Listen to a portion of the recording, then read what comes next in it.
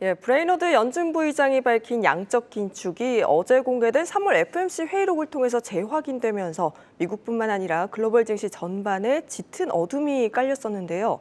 하지만 오늘 미국 뉴욕 증시 다우지수를 중심으로 3대 지수 모두 상승 전환에 성공했습니다. 지금 월가에서도 그 이유에 대해서 궁금해하고 있는데 오늘 이 궁금증 풀어보는 시간 마련해봤습니다. 한국경제신문 한상춘 논설위원 나오셨어요. 어서 오세요. 네, 안녕하십니까? 어제 지금 바로 3월 FOMC 회의록에서 양적 긴축 굉장히 강력하게 이루어질 것으로 예상이 되면서 시장이 많이 빠졌었는데 네네. 오늘은 또 올랐거든요. 어떻게 네. 보셨나요? 우리 투자가들뿐만 아니라 예. 월가에서 가장 반가운 용어가 턴어라운드가 아닌가 하는 생각이 예. 듭니다. 그래서 증시는 반전했는데요. 오늘 그 신인기 특파원께서 현지에서도 이유를 얘기할 때 애매모호했었죠. 그쵸. 그래서 오늘 그 이유를 좀 보는데 전체적으로 보면 우리 캐스터분께서 미국의 그 경기 침체 얘기를 많이 했죠. 다우지수, 운송지수라든가 해서. 그리고 아까 다음 주 일정을 얘기할 때 1분기 기업들 실적이 감소세가 된다. 그러면 주가는 왜 올라느냐 하는 이 측면이 시청자분과 가장 궁금해하실 거를 생각하는데요. 일단은 정치적 측면에서는 턴어라운드 굉장히 반가웠습니다. 브레이너 이사 그리고 3월 이사록 양적 기축 조기 시행. 그래서 세계 증시에 어둠이 깔렸었고 또 어제 그 국내 증시 같은 경우에는 굉장히 삼성전자가 1, 4분기 어닝 서프라이즈 기록했는데도 불구하고 주가가 떨어졌기 때문에 굉장히 어려웠거든요. 그래서 우리 투자가도 반기는 일이 아닌가 생각하는데요. 사실은 그 양적 긴축의 그 요인을 찾을 수가 있다 이렇게 보겠습니다. 양적 긴축 문제로 미국의 10년물 국채 금리가 오늘은 2.5를 벗어나서 2.65까지 상승했는데요. 여기 2.65까지 상승했죠. 기준금리보다도 양적 긴축이 오니까는 10년물이 올라간다 하는 것은 제가 계속해서 지적하는데요. 지금 상태에서 장단기 금리 역전이 정상화됐습니다. 그래가지고 그거 가지고 계속 얘기하시는 분이 있는데요. 잘못됐다 하는 걸 말씀드리겠습니다.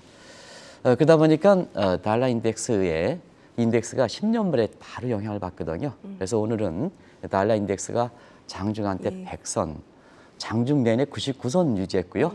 장중한 때 100선을 유지했습니다. 자, 그러면 시청자 여러분 보겠습니다. 미국의 국채 금리가 2.65로 빠르게 올라간다. 달러 인덱스가 100으로 간다. 그러면 와다나베 부인이라든가 소피아 부인을 일전에 이 사람들의 움직임을 주목하실 필요가 있다. 이렇게 말씀드렸는데요. 결국에는 미국에 투자하면 환차익이 발생하고 그다음에 미국에 투자하면 금리 차가 이렇게 된다는 얘기거든요. 그래서 캐리 자금의 유입에 따라서 오늘 미국의 증시가 굉장히 많이 3대 지수가 올랐다 이렇게 볼 때 있습니다. 그리고 역시 미국의 국채 금리가 2.65를 벗어나다 보니까 3대 지수 중에서는 미국의 10년물 국채 금리에 가장 부담을 갖고 있는 것이 나스닥 지수거든요. 그래서 나스닥 지수는 오늘 3대 지수 중에서 가장 부진했다. 그러나 상승은 전해냈는데 그나마 다행이다 이렇게 보게 됐습니다. 결과적으로 3월 회의 페드 회의 이후에 우리가 와다나베 부인이라든가 소피아 부인이라든가 미국의 금리가 올라갈 때 양적 긴축을 추진할 때 금리 차라든가 환차익을 누리는 캐리 자금의 향방을 주목하실 필요가 있다는 그런 내용을 듣는데요. 오늘과 같은 장세 때문에 그렇다 이렇게 보시면 됐습니다. 지금 이렇게 미국으로 캐리 자금이 유입되는 데는 미국 최대 경제 현안인 인플레를 잡기 위해서는 강달러를 용인할 수밖에 없다. 이걸 겨냥한 거겠죠? 물론 그렇죠. 사실 출구 전략이 이제 막 시작이거든요. 테이퍼링이 종료돼서 금리 인상이 이제 어떻게 보면 양적 긴축과 함께 출구 전략이 막 시작인데요. 자, 앞으로 이제 이런 모습이 오늘 하루에 그친다면 와다나베 부인이라든가 그다음에 소피아 부인이 미국에 투자하지는 않겠죠. 그렇죠. 그래서 장기간 되기 때문에 그렇다. 그러면 자, 장기간 예측할 때 이와 같은 상황이 지속된다 할 때는 미국 경제의 우선적인 정책 우선순위가 어디에 있느냐. 그러면 과제가 어디에 있느냐. 이게 이제 보셔야죠. 그러면 지금 시청자 여러분 아시겠습니다는 인플레가 최대 과제거든요. 그렇죠. 완전 고용 달성에 있는 상태이기 때문에 그런 측면에서는 인플레를 잡기 위해서 사실 여러 가지 정책 사안을 필고 이렇게 보이는데요. 아시겠지만 지금의 인플레 문제는 글로벌 퍼벅 시스템이다. 작년 5월 달에 인플레 쇼크에 이어서 작년 10월 달 물가지표 발표되고 이게 전 세계적인 현상이다. 글로벌 퍼벅트 인플레 스톰이다. 그래서 IMF 연차총회가 다음 주에 앞두고 있습니다는 10월 달에 최우선 순위로 각국 회원국의 인플레의 안정 문제를 공고했던 거거든요. 아마 다음 주에 있는 IMF의 춘계 연차총회에서도 강조하지 않겠나 이런 생각이 드는데요. 최근에 보면 인플레 요인은 사실은 코스트 프인, 공급망 부정에 따라서 공급 측 요인이 더 강하지 않습니까? 예. 그러면 어떻습니까? 공급 측 요인이 강하다는 것은 수입 물가가 상승한다는 얘기입니다. 수입 물가. 수입 물가가 상승하니까 자, 수입 물가가 상승할 때 양적 긴축 가지고는 안 되는 거죠. 네. 요건 이제 수요 측을 억제시키는 거기 때문에 그러다 보니까 수입 물가 안정을 위해서는 미국 입장에서는 통화를 절상, 달러를 강세를 시켜야 수입 물가 안정이 되고 인플레 안정이 되고 수입 물가는 대부분 다 밀이라든가 이런 것 때문에 미국의 국민들의 가장 낮은 수준의 사람들의 물가를 안정시켜서 경제 고통 지수를 낮게 한다는 얘기죠. 그런 것들을 볼 때는 자, 공급 측에 인플레 요인이 있을 때 중간성을 앞두고 있는 상태에서는 결과적으로 보면 달러 강세를 통해서 수입 물가 안정, 그다음에 결과적으로 보면 인플레 안정, 그다음에 이 정책이 지속된다 하는 측면에서 달러 강세가 지속될 가능성이 있기 때문에 환착이 되는 거죠. 환착이 되는 거죠. 그리고 미국의 금리가 올라가니까 여기에 따라서 캐리 자금이 들어오는 거다 이렇게 볼 수 있습니다.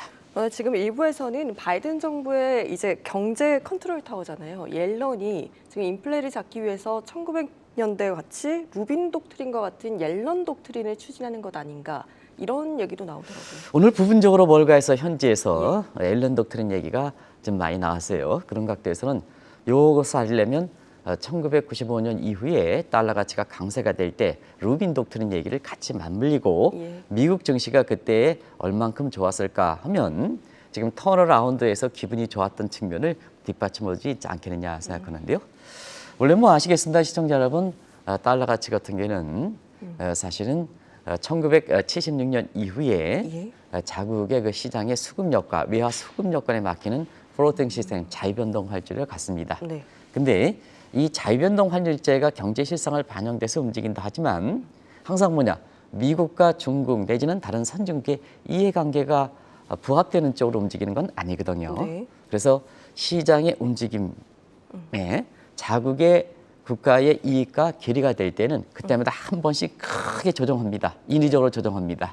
그런 것이 1985년의 프라자 협정 아시겠죠? 그때 1980년대 초반에 미국의 무역 적자가 확대되다 보니까 결과적으로 이것이 시장 경제 원리로서는 안 되겠다 하는 측면에서 1985년에 프라자 호텔에서 서방 선진 5개국들이 엔화 강세, 그다음에 달러 약세를 유도했던 것이 프라자 협정이거든요. 그래서 미국의 무역 수지가 많이 줄었던 겁니다. 상대적으로 일본 경제는 엔화 강세가 되다 보니까 수출 경쟁이 떨어져서 사실 일본 경제가 1990년 잃어버린 10년에 나왔던 결정적인 계기가 됐던 거거든요. 근데 이제 너무 이런 쪽으로 강조하다 보니까 어떻습니까? 일본 경제가 무너지죠. 그러면 1990년대에서는 일본 경제가 미국의 제일 파트너죠. 파트너다 보니까 자, 엔화 약세를 돌려서 사실 일본 경제가 회복되면 미국 입장에서는 수출이 잘 돼서 미국 경제에 회복이 되는 거죠.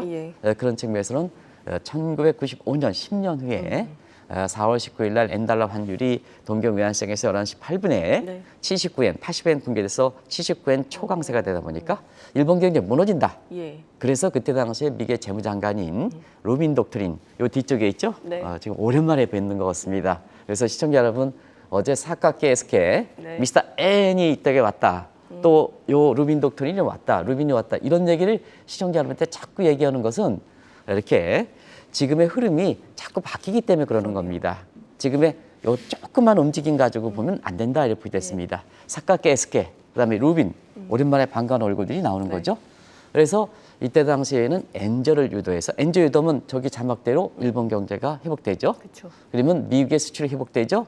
미국 경제 신경제 신화가 되죠. 물론 그때는 인터넷도 있었습니다는 신경제에서 미국 증시가 지금 그때 당시에 굉장히 환영을 보였거든요. 자, 그러다 보니까 지금 미국의 월가에서 보면 구체성 여부와 관계없이 자, 그동안 출구 전략 이것 때문에 증시가 직접 흐트러졌었는데요. 이렇게 해서 루빈 독트린이가 오면 사실상 미국의 증시가 회복되지 않느냐? 그러면 월가 입장에서 가장 반가운 거죠. 그래서 오늘 루빈 독트린 얘기가 나왔다 이렇게 보시면 됐습니다. 그런 과정에서 지금의 재무장관이 제닛 옐런 강세가 유도하다 보니까 결과적으로 보면 제2의 루빈 독트린에 해당되는 앨런 독트린 얘기가 나온다 이렇게 됐습니다. 그 얘기는 자막을 통해서 1995년과 지금과 상황을 바뀐 점을 감안해서 증명하겠습니다. 자, 지금은 미국 경제가 인플레가 최대 과제죠. 그렇죠. 그때는 경기 둔화 문제인데요. 네. 지금은 인플레가 최대 과제죠. 그러다 보니까 인플레 최대 과제를 위해서는 강달러를 돼야 미국 경제 최대 난제를 해결할 수 있다는 예. 측면에서 똑같이 그때다 마찬가지로 달러 강세를 부양하고 그다음에 지금도 달러 강세를 보지만 그때는 일본 경제 살리기 위해서 그렇고 지금은 미국 자체의 인플레를 잡기 위해서 그렇기 때문에 목적은 다르지만 결과적으로 보면 자 강달러가 된다면 외국 자본 들어오지 않겠느냐. 그러면 미국 증시 살아나지 않겠느냐. 그런 측면에서 오늘 미국 증시를 이어질 필요가 있다 이렇게 보겠습니다. 자막이 늦게 나왔긴 했지만 네. 앨런 독트린은 이런 측면에 최대 과제인 인플레를 잡기 위해서 수입물가 상승되는 부분을 강달러로 해서 물가를 안정시킨다. 이렇게 보시면 되겠습니다. 네, 그런데 최근 들어서 이렇게 미국처럼 자국 통화 강세를 유도하는 게 유럽도 있는 것 같습니다. 이번에도 ECB의 경우에 출구 전략을 선언하지 않았습니까? 네, 우리가 이제 지난 어젯밤에 ECB의 라가르드 총재 전형적인 비둘기파죠. 네. 아마 미국의 페드를 친다면 브레이너 이상으로 비둘기파의 상업가입니다. 이분이 결과적으로 보면 종전에 울트라 금융화 정책을 포기하고 예. 테이퍼링을 조기에 종료해서 금리를 가져가겠다, 인상을 가져가겠다 하는 이런 입장을 보였죠. 그래서 이 문제를 감안할 때는 유럽 경제는 지금 러시아 전쟁 때문에 가장 피해가 되는데도 불구하고 예. 출구 전략 가져가기가 어렵죠. 시청자 여러분 어떻습니까? 우크라이나 전쟁 때문에 가장 피해가 우려가 된다. 그러면 경기를 부양해야 되는데 자, 왜 출구 전략 추진하겠습니까? 마찬가지로 인플레 문제 때문에 그렇다 이렇게 보겠습니다. 어제 중국의 위안화 환율이 1달러당 6.30으로 위안화가 절상됐습니다.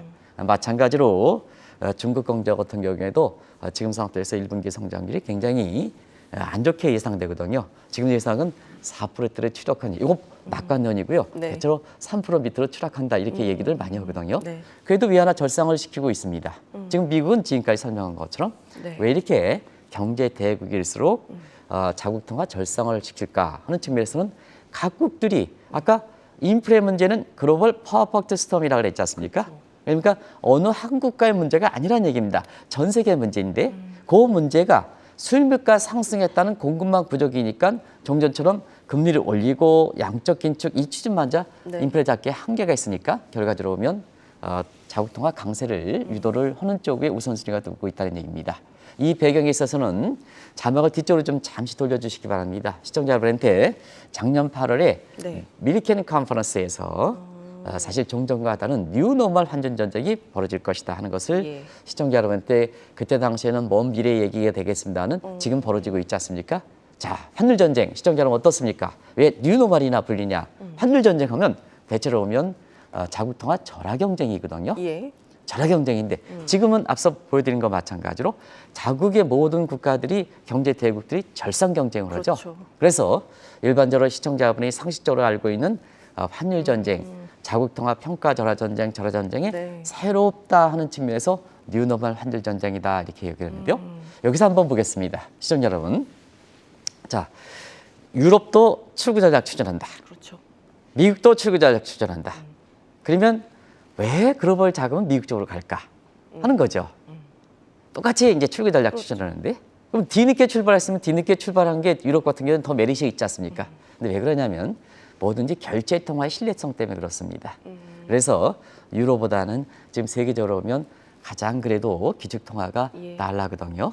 그래서 결과적으로 보면 똑같이 절상 경쟁할 때는 자 중국에서 미국으로 그다음에 유럽에서 미국으로 미국 증시 괜찮고 달러 가치가 강세되는 그런 측면이다 이렇게 보겠어요.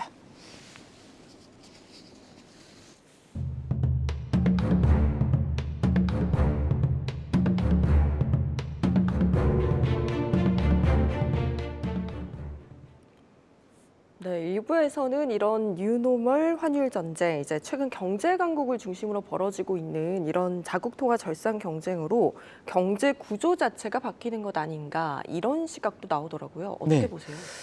새로운 정부 출범에서 이 문제를 굉장히 주목하셔야 되지 않냐 생각하는데요.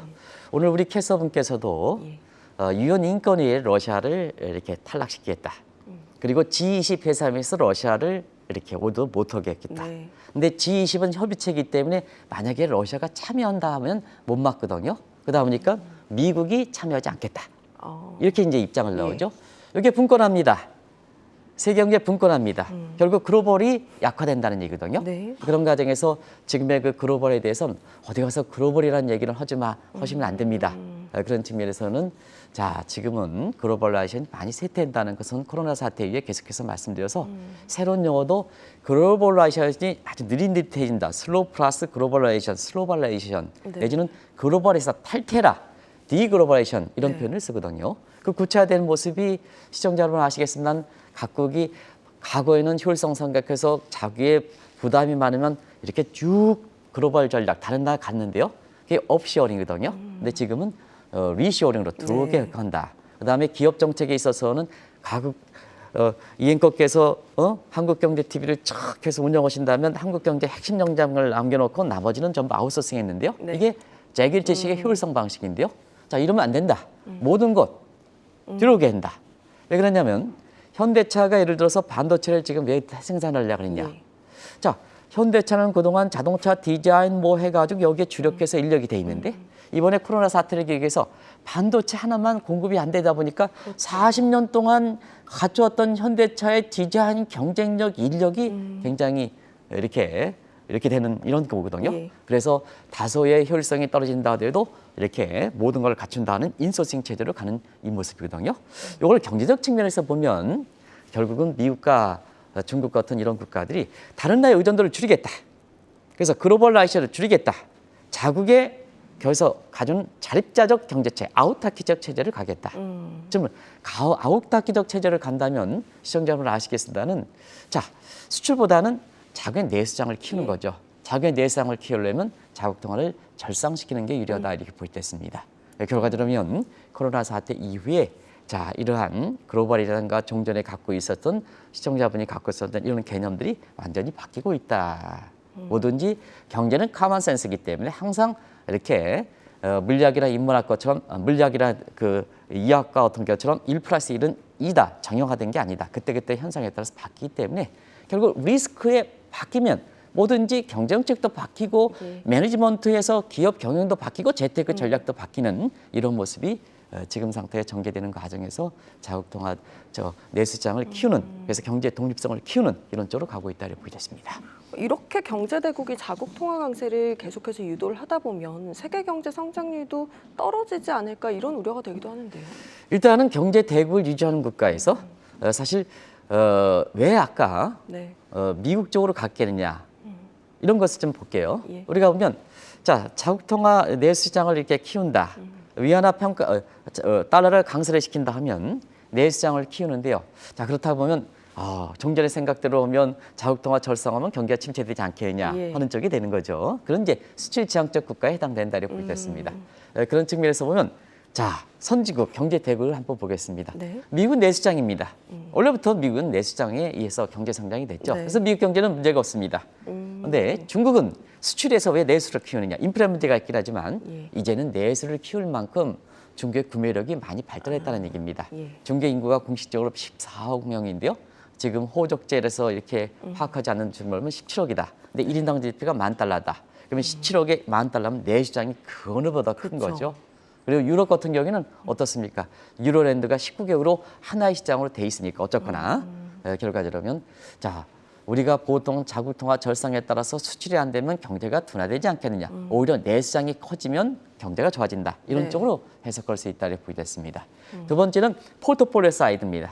자 선진국들은 대부분 다 신뢰가 있는 상태거든요. 예. 자 지금 상태에서 절상시키면 한차익되지 않습니까? 그러면 지금은 금융 사이즈가 실물보다 3대1 정도 크기 때문에 이 자금들이 자 전부 선진국으로 들어간다는 미국 쪽으로 들어가는 네. 겁니다. 그러면 미국 쪽으로 가면 덜 빠질 게 더 많이 덜 빠질 때는 덜 빠지고 올라갈 때는 더 빨리 올라가니까 결국 자산 시장의 자산 효과, 웰스 네. 효과 때문에 경제가 받쳐주는 측면이 있거든요. 받쳐주는 측면. 그래서 선진국들이 경제 독립성도 갖추고 예. 그다음에 내수장도 갖추고 포트폴리오 측면에서 자금 유입, 글로벌 자금이 유입되고 기여해는 이런 측면에서 자국 통화 평가 절상을 지금 벌이는 거다. 이것이 출구 전략과 함께 아주 과시화되는 거다. 언제 나왔느냐? 작년 8월에 밀켄 컨퍼런스에서 네. 앞으로 뭐냐? 세계적인 대학자들이 종전과 다른 글로벌 환율 전쟁, 그게 절하 경쟁이나 절상 경쟁인데 정책적으로 보면 각국들의 출구 전략이 나옴과 함께 구체화되는 모습이다. 이렇게 시청자분이 이해하시면 되겠다 하는 것을 말씀드리겠습니다. 그리고 다음 주에 있을 충계총회에서 지금 IMF가 세계 경제 전망 보고서를 발표하는데 이것에 대해도 좀 관심이 많은 것 같습니다. 네, 아무래도 이제 이렇게 되면 네. 선진국들은 평가 절상에서 내수장을 키운다 하지만 선진국들은 이제 그렇게 성장률이 떨어지지 않을 겁니다. 근데 취약신흥국들은 떨어질 수밖에 없죠. 그죠? 왜냐하면 미국적으로 자금이 빠져가는 과정에서 엔타이블 에스펙 때문에 취약신흥국 문제죠. 그런 과정에서 IMF의 이번 전망은 세계 회원국들이 모두 입장을 반영하겠느냐 하는 측면에서는 앞서 말씀같이 유엔에서도 러시아 탈락, G20에서 네. 러시아 탈락하는 측면에서는 IMF가 이번에 게오르바 총재가 굉장히 중요한 역할을 해야 되겠다. 왜냐하면 게오르바 총재는 동유럽의 출신이거든요. 네. 그런 측면에서 IMF의 이번에 충계총회가 여러 각도에서 관심이 되는데요. 예. 아마 그 중에 하나가 게오르바 총재가 계속해서 이 우크라이나 전쟁 사태에 따라서 굉장히 피해를 많이 된다. 세계경제 입장에선. 예. 세계 교육이 굉장히 위축된다. 왜 세계 교육이 위축될까? 내수장을 키우기 때문에 그렇다. 이렇게 볼 수 있습니다. 자급자족 체계 때문에 그렇다. 이렇게 볼 수 있습니다. 그런 과정에서 자, 우리가 JP 모건이 이렇게 옛날에 그 전망할 때 150달러가 되면 스태그플레이션을 예. 겹친다 하는데요. 지금은 이제 스태그플레이션 얘기를 잘 안 할 겁니다. 왜냐하면 바이든 대통령 노력 때문에 그렇습니다. 바이든 대통령이 동맹국가 합쳐서 전략 원유 비축분이다 보니까 정 PD 오늘 국제유가를 한번 보여주시기 바랍니다. 국제유가가 100달러 밑으로 떨어져서 사실 지금 자막이 준비되는지 모르겠습니다는 지금 100달러 밑으로 떨어졌으니까 예. 지금 96달러대죠. 그렇죠. 오늘 그 조금 이렇게 뭐 올라갔다 하더라도 96달러 되거든요. 과거 이것이 국제유가가 120달러, 130달러 그렇죠. 이렇게 될 때는 네. 엄청 많이 떨어졌다. 그래서 바이든의 노력에 의해서 세계 경제 스태그플레이션을 슬로플레이션으로 낮춰놨다. 이 바이든의 공이다 하는 것을 말씀드리겠습니다. 그러면 세계 경제가 스태그플레이션이 아니라 슬로플레이션만 되더라도 이번에 IMF의 다음 주에 발표할 충계총회에서 네. 올해 세계 경제 성장률은 어떻게 될까 하는 것을 한번 추정해 보겠습니다. 자, 올해 성장률에 대해서는 작년 10월에 굉장히 낙관적으로 봤습니다. 네. 작년 작년 10월에 4.9%죠. 근데 올해 1월에 중간 전망에서 사실 4.4% 3개월 만에 세계 경제 성장률을 0.5%포인트 낮추거든요. 아주 이례적입니다. 네. 3개월 만에. 근데 이번 같은 경우에는 자, 1, 4분기에는 어떻겠습니까? 자, 이가은 앵커께서도 네. 지난 3월 2일 방송할 때 가장 입을 많이 해서 얘기했던 것이 우크라이나 전쟁 얘기했죠. 맞습니다. 그다음에 미국의 출구 전략 얘기했죠. 경제 플러스보다는 마이너스 요인이죠. 이러죠? 네. 마이너스 요인이죠. 그러다 보니까 이번에 경제 성장률을 올해 성장률이 자 1월에 4.4에서 지금 4% 밑으로 떨어지느냐. 아주 초미의 관심이다. 네. 그러면 뭐냐? 지금 세계 경제 잠재 성장 수준이 4%로 추정하거든요. 만약에 4% 된다면 이제 경기 호황, 경기 회복 뭐 이런 얘기가 안 나올 예. 거다. 이렇게 해서 경기 둔화 내지는 경기 침체인데요. 좀 시간이 나중 부분을 좀 말씀드리겠습니다는 어른분이 경기 둔화냐, 경기 침체냐, 뭐 경기 둔화나 침체나 똑같은 얘기인데 요새 그냥 뭐 제롬 파월도 미국의 그 장단기 금리 역전되면서 경기 침체 신호가 아니고 경기 둔화다. 예. 당신 그러면 경기 둔화와 경기 침체 어떤 차이점이냐 예. 하는 측면에서 미적분 얘기가 나왔습니다. 아, 그때 네. 기다려. 그래서 우리가 보면 이렇게 경기의 4면 사이클에서 보면 우리가 보면 1차 도함수 값은 기울기고요. 기울기의 2차 도함수 값이 기울기인데요. 요 2차 도함수 값이 제로가 되면 뭐냐? 거기에 바로 변곡점이 되거든요. 예. 그래서 경기가 회복기일 때는 성장기, 그다음에 뭐 회복기, 그다음에 성장기, 밑으로 떨어질 때는 둔화기, 침체기 네. 해서 변곡점을 기준으로 하거든요. 예. 어려우시죠? 그냥 경기가 침체된다 이렇게 얘기하면 됩니다. 말장난이다 이렇게 보시면 되겠습니다. 그래서 경기 침체 문제가 본격화될 것이다 이렇게 보시면 되겠습니다. 네. 근데 또 우리나라의 경우에는 대외 환경에 의존할 수밖에 없기 때문에 앞으로 환율 정책 어떻게 취해야 할지도 관심일 것 같아요. 그러니까 홍남기 부총리라든가 이런 사람들이 경제를 잘 못 읽는다는 얘기입니다. 세계 경제 입장에서는 평가 절상하면 우리가 외환 보유가 충분하다 보니까 환율이 원달러 환율이 조금 이제 쭉 올라가면 막지 마시고 자본 이탈에 따라서 우려가 없기 때문에 막지 마시고 이걸 충분히 이용해야 되거든요. 그래서 우리는 선진국들이 절상하면 우리는 그만큼 원화가 약세가 되는 거 아니겠습니까? 네. 외환위기 가능성이 없으니까 이 충분히 이용할 필요가 있는 거죠. 다만 한 가지 이용하려면 경제 관계를 제대로 해야 되는 겁니다. 그래서 과거에 문재인 정부 있잖아요. 과거는 아니죠. 아직도 정부니까. 문재인 정부에서 미중 간 패권 마찰 속에 전략적 부재했거든요. 왜냐 북한 문제만 고작 퍼다 보니까 미국 쪽으로 가는데 중국 쪽으로 갔던 것이 자 이렇게 세계 경제 흐름을 못 읽었던 거거든요. 다행히 어제 윤석열 대통령 당선자도 평택의 미군 기지에 이렇게 방문하셔서 되는데요. 마찬가지로 새 정부 들어서 자 미국의 편향 안보든 경제든 안보든 경제가 어떻게 분리가 됩니까? 문재인 정부에서 안보와 경제는 따로 간다. 네. 뭐죠 그게? 안미 그다음 안미 안보는 미국이고 경제는 중국이다. 이게 맞는 얘기입니까? 안보와 경제는 분리가 될 수가 없죠. 그래서 미국 쪽으로 회적하는 건 바람직하다. 그런 과정에서 사실 우리가 선진국들이 그 절상 경쟁할 때 이걸 충분히 동맹 관계만 제대로 포착하면 이걸 이용할 수 있다는 측면에서 우리가 이 점을 충분히 활용할 필요가 있다. 다음에 좀 시간이 나면 더 말씀드리도록 하겠습니다. 예, 오늘 이렇게 경제대국들의 뉴노멀 환율 정책이 일어나고 있는 상황에서 현황 그리고 또 앞으로 우리나라는 또 어떻게 대응해야 할까까지 짚어봤습니다. 한국경제신문 한상춘 논설위원이셨습니다. 고맙습니다. 네, 고맙습니다.